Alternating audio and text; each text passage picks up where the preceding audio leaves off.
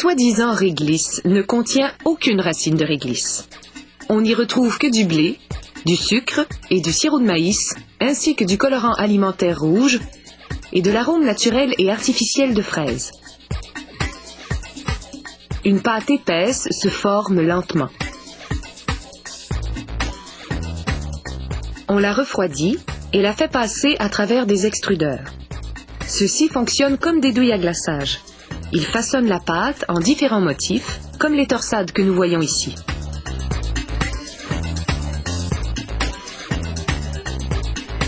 Un couteau lubrifié à l'eau coupe les longs rubans en morceaux de 18 et 21 cm de long.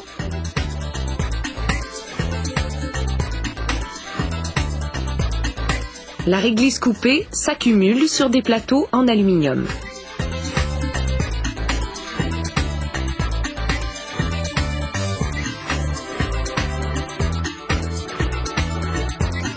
Ces plateaux sont ensuite déposés dans un four, où elle séchera pendant 8 heures à 60 degrés Celsius.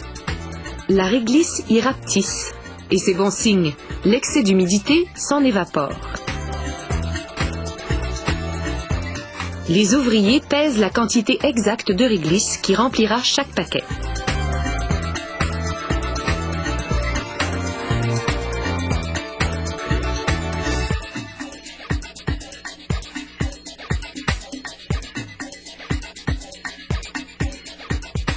Un carton d'impression servira à déterminer la forme que prendront les jujubes en confection.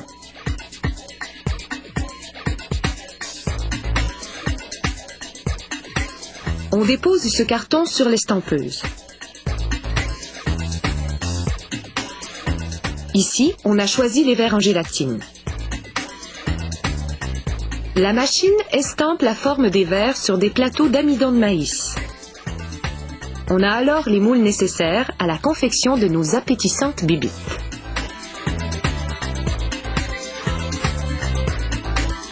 Pendant ce temps, une autre machine mélange la gélatine, le sucre, le sirop de maïs, la couleur et les saveurs, puis fait cuire le mélange à 115 degrés Celsius. Nos verres prennent vie lorsque le dépositeur verse le mélange à l'intérieur des moules d'amidon de maïs. Ces derniers prennent ensuite le chemin d'une chambre réfrigérée à 17 degrés Celsius. Les friandises y resteront de 12 à 15 heures, le temps de refroidir et de se solidifier.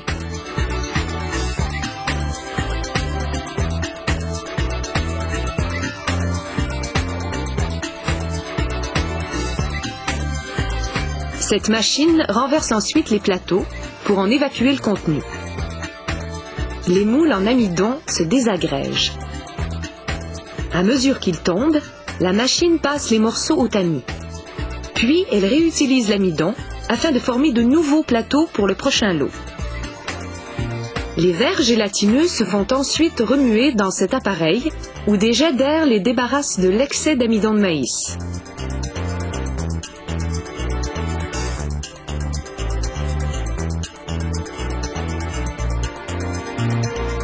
Une huileuse enduit les verres d'huile minérale pour les rendre brillants.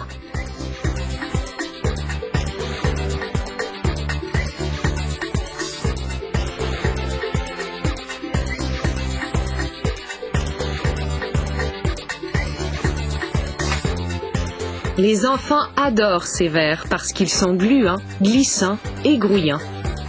Mais il semblerait que même les poissons ne puissent y résister.